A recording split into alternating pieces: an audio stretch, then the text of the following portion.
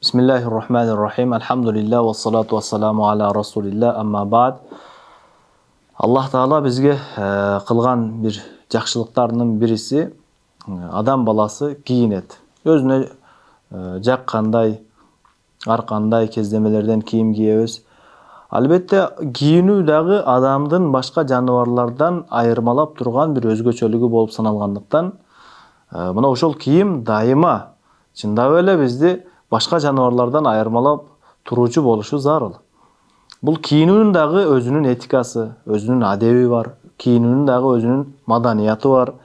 Бул маданият бизге кайсыл тараптан үйрөнүлөт? Бизден дагы акылдуураак болгон, бизден дагы бул жашоону жакшы билген улуу жол башчыларыбыз, улуу пайгамбарыбыз саллаллаху алейхи ва салламдын бизге үйрөткөн сүннөт амалдары, кийинүүнүн адептерин жакшылап үйрөнүп алып, мына ушуга көңүл буруу бизге албетте сөзсүз пайдасын тийгизет, эч качан бизге зыян алып келбейт. Андыктан кээ бир учурларда өзүбүздүн кандай кийинишибиз керек экенин жана бизден кандай кийинүү талап кылгандыгын билбегендиктен көп ыңгайсыз учурларга кабылып калабыз. Пайгамбарыбыз саллаллаху алейхи ва саллам бизге үйрөткөн сүннөт кийимдер дегендин мааниси негизи эле адам баласына жарашыктуу. Биздин дагы өтүп кеткен ата-бабаларыбыз эч качан ушул пайгамбарыбыз көргөзгөн багыттан алыстаган эмес. Себеби байкап көрө турган болсок, азыр дагы кийинүүнүн адептерин айтып өтөбүз. Мына ошол кийинүүнүн адептерине эгер көңүл бура турган болсоңуз, албетте сөзсүз ата-бабаларыбыздын ушул кийимдерге дал келген ушул пайгамбардын сүннөтүнө ылайык кийинип жүргөн экендиги бизге маалым болот. Ал эми өз тарыхын билбеген адам келечекке жол таппайт дегендей, ата-бабасынын кийингенин бул мурдагы доор болчу деп туура эмес түшүнүктөр менен аны тыштап, бүгүнкү күндө аябай бир жарашпаган, ыңгайсыз кийимдер менен дагы адамдар кийинип алган. Ал эми ата-бабабыздын кийимдерине ылайык болгон, негизи пайгамбардын сүннөтүнө ылайык болгон кийимди кийгендерден балким тескерисинче үлгү албастан, аларды шылдыңга алып, туура эмес бир көз караштагы жүргөн мусулман бир туугандарыбыз дагы жок эмес. Ошондуктан биз бүгүн кийинүүнүн адептерин айтып өтүүгө ниет кылдык. Себеби күн жылып баратат, жай мезгили келип атат. Ар ким ар кандай күндүн ысыктыгынан сактаныш үчүн кийинип алышат. Ошол учурда дагы пайгамбарыбыздын сүннөтүнө, биздин улуулардын багытына дал келе турган кийинсек жакшы болот. Кийинүүнүн сүннөттөрүнүн эң биринчиси таза кийим кийүү. Албетте бул адамгерчилик, адам баласы дайыма таза тыкан жүрүүсү зарыл.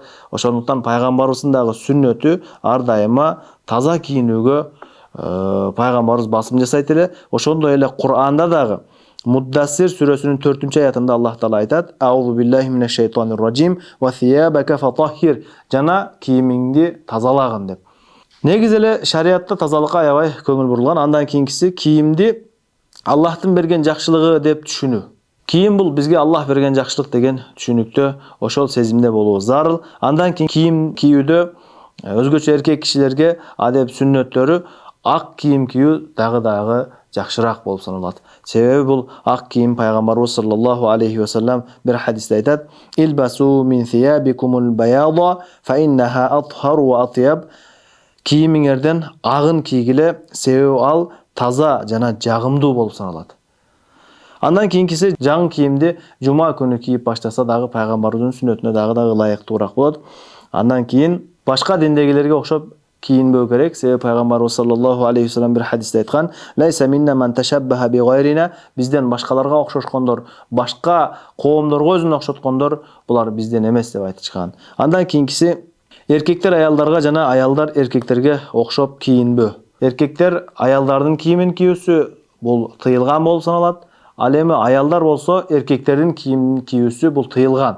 Себеби бул жарашпаган иш. Ар кимдин өзүнө ылайыктуу, жарашыктуу кийим кийгени эң жакшы болуп саналат. Бул тууралуу пайгамбарыбыз саллаллаху алейхи ва саллам айткан: "Ла'ана Расулуллахи ар-раджула ялбасу либсатал мар'ати вал мар'ата талбасу либсатар раджули".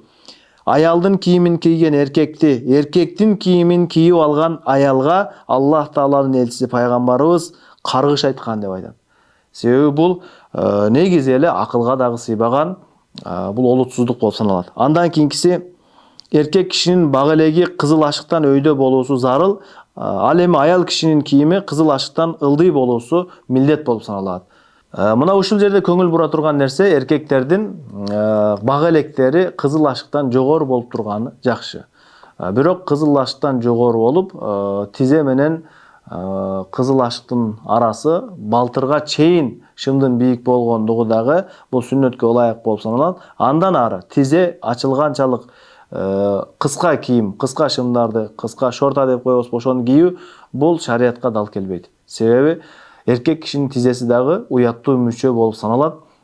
Тизени ачып жүрүү бул уяттуу мүчөсүн ачып жүрүү болгондуктан күнөө болуп саналат.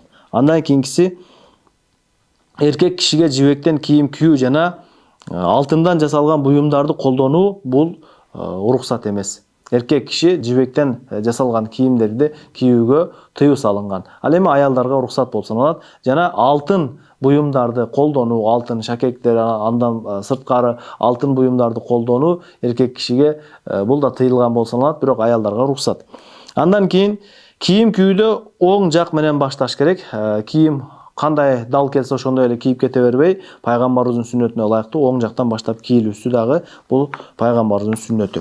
Андан кийин жаңы кийим кийгенде окулуучу дуаны окуу керек. Ал төмөндөгүчө: Аллахумма лакал хамду анта касаутанихи ас'алука мин хайрихи ва хайри ма суни'a лаху ва а'удhu бика мин шаррихи ва шарри ма суни'a лаху. Мааниси: о Аллахым, сага бардык мактоолор болсун. Сен мага бул кийимди кийгиздиң. Жана мен сенден ушул кийимдин жакшылыгын, жана бул кийим эмне максатта жасалган болсо, тигилген болсо, мына ошол максаттын да жакшылыгын суранам. Жана бул кийимдин жамандыгынан, кийим эмне максатта тигилген болсо, ошол жамандыктан дагы пана тилейм деп дуасын окуп алабыз. Андан кийин кийим кийүүдөн мурда бул дуа окулат. Жалпы эле кийим чечип, кийим которгонуңуздагы кийип атканда мына дуаны окуу зарыл. Алхамдулиллахиллади касани хада ва разаканихи мин гайри хаулин минни ва ла кува.